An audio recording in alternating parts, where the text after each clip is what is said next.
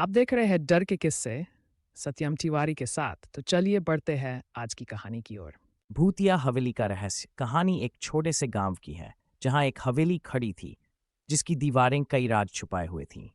हवेली की खौफनाक दीवारें और उसके चारों ओर फैली रहस्यमयी चुप्पी गांव वालों के दिलों में हमेशा एक अजीब सा डर बनाए रखती थी।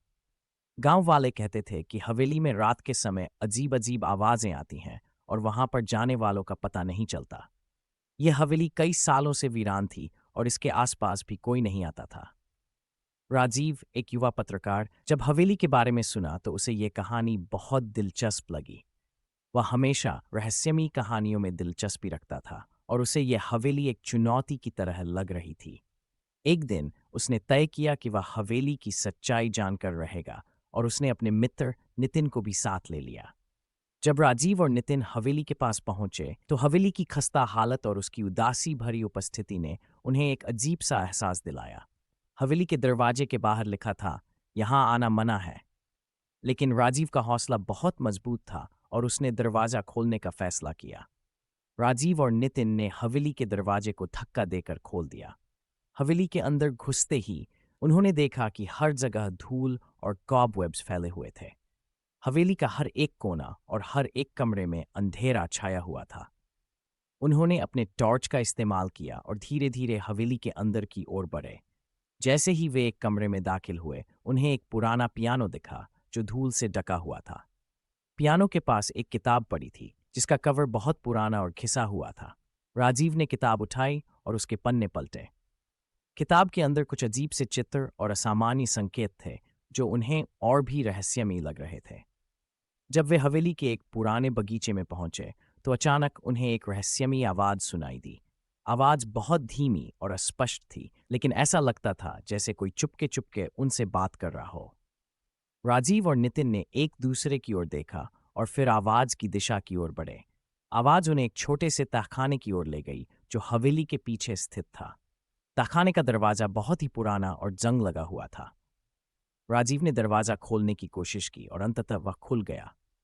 अंदर अंधेरा था, लेकिन राजीव ने अपने टॉर्च की रोशनी में देखा कि तहखाने के अंदर कुछ अजीब से अलमारियां और संदूक रखे हुए थे। राजीव और नितिन ने एक संदूक खोला और उसमें से एक पुराना डायरी निकाली। डायरी की पंक्तियों को पढ़ते हुए राजीव को समझ में आया कि हवेली का मालिक एक बहुत ही रहस्यमयी और भयानक व्यक्ति था। डायरी में लिखा था कि हवेली के मालिक ने एक अजीब प्रयोग किया था जिसमें उसने आत्माओं को बुलाने की कोशिश की थी। जैसे ही राजीव ने डायरी की पंक्तियों को पढ़ा, एक अजीब सी ठंडी हवा बहने लगी और तहखाने में एक रहस्यमयी धुंध फैल गई। नितिन ने डरते हुए राजीव से पूछा, "हमें यहां से निकलना चाहिए, यहां कुछ गड़बड़ है।"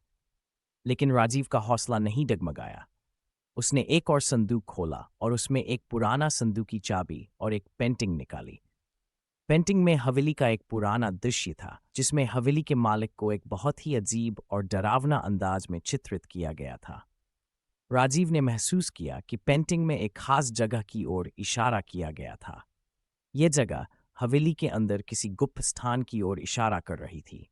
राजीव और नितिन ने हवेली के अंदर उस गुप्त स्थान की खोज शुरू की।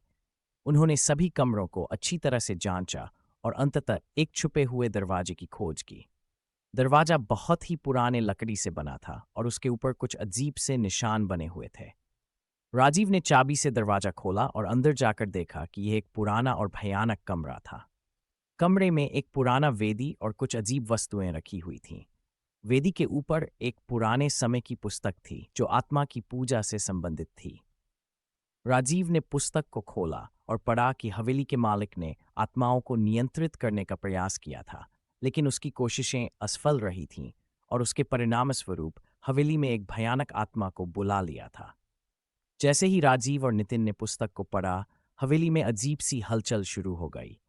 दीवारों से अजीब अजीब आवाजें आने लगीं और कमरों में अंधेरा गहराने लगा। अचानक एक भयानक आत्मा उनके सामने प्रकट हुई। यह आत्मा हवेली के मालिक की थी जो अब तक शांति की खोज में थी। राजीव और नितिन ने डर के मारे चिल्लाना शुरू कर दिया। आत्मा ने उनकी ओर इशारा किया और फिर एक अजीब से आवाज में बोली, "मुझे शांति की आवश्यकता है, मुझे मुक्ति चाहिए।" राजीव ने धैर्य से आत्मा से बात की और उसे शांत करने का प्रयास किया। उसने हवेली की आत्मा को शांति देने लिए पूजा की और हवेली में चुप्पी छा गई। आत्मा की चीखें धीमी हो गई और हवेली में एक नई शांति का एहसास हुआ। राजीव और नितिन ने हवेली को उसकी स्थिति में छोड़ दिया और बाहर आ गए। हवेली का रहस्य अब एक समझौते में आ चुका और उसकी पुरानी भयानक आत्मा को शांति मिल गई थी।